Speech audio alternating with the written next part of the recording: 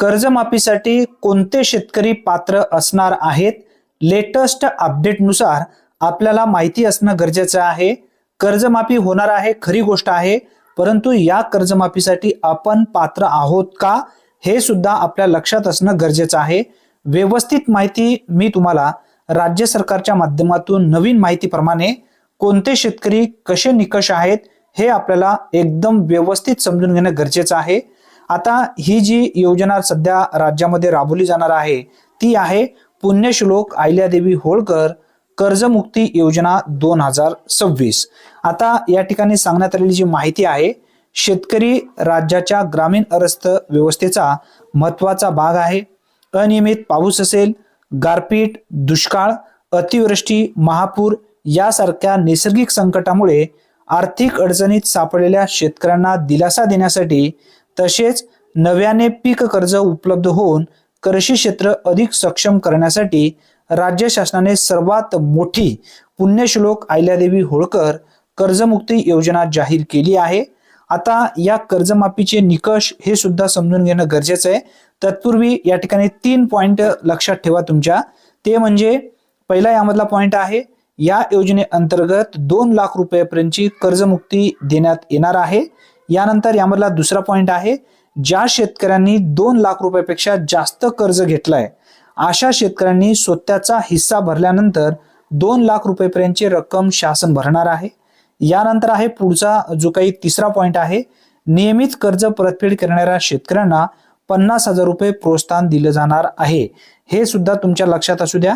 आता यामध्ये एक वेळ समझोता म्हणून ही योजना राबवली जाणार आहे असा सुद्धा उल्लेख शासनाच्या माध्यमातून करण्यात आलेला आहे. एप्रिल 2019 ते बघा, एप्रिल 2019 ते 31 मार्च 2026 अखेर उचल केलेल्या एक किंवा अनेक बँकाकडील सर्व कर्ज खात्यांची मुदत व्याजासह रक्कम 30 सप्टेंबर 2025 अखेर थकीत असलेली आणि 31 मार्च 2026 पर्यंत परतफेड न झालेली एकत्रित थकबाकीची रक्कम 2 लाख रुपयापेक्षा जास्त असेल अशा शेतकऱ्यांनी 2 लाखावरील रक्कम भरल्यानंतर त्यांना लाभ मिळणार आहे. थकीत रक्कम भरण्यासाठी 31 मार्च 2027 पर्यंत कालावधी होता. आता या ठिकाणी परत लक्षात ठेवा, बघा 31 मार्च 2027 पर्यंत कालावधी आहे असा सुद्धा उल्लेख यामध्ये करण्यात आलेला आहे. आता त्याच्यानंतर बघा या योजनेचे निकष काय आहेत हे निकष आपल्याला समजून घेणं गरजेचं आहे. पात्र शेतकऱ्यांना मुदत आणि व्याजासह प्रति शेतकरी 2 लाख रुपयेपर्यंत कर्ज थेट कर्जमुक्ती योजनेमधून दिलं जाणार आहे, म्हणजे कर्जमाफ या ठिकाणी होणार आहे. त्यानंतर बघा 1 एप्रिल 2019 ते 31 मार्च 2025 या कालावधीत घेतलेल्या अल्पमुदत पीक कर्जासाठी ही योजना लागू असेल.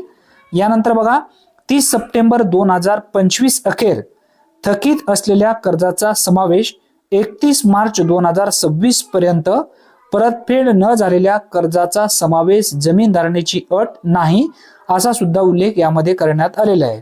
आता त्यानंतर बघा पुढचा जो पॉइंट आहे, 2 लाख रुपयापेक्षा जास्त कर्ज असल्यास अतिरिक्त म्हणजे या व्यतिरिक्त रक्कम 31 मार्च 2027 पर्यंत संबंधित बँकेत जमा केल्यास कर्जमुक्तीचा लाभ सुद्धा दिला जाईल.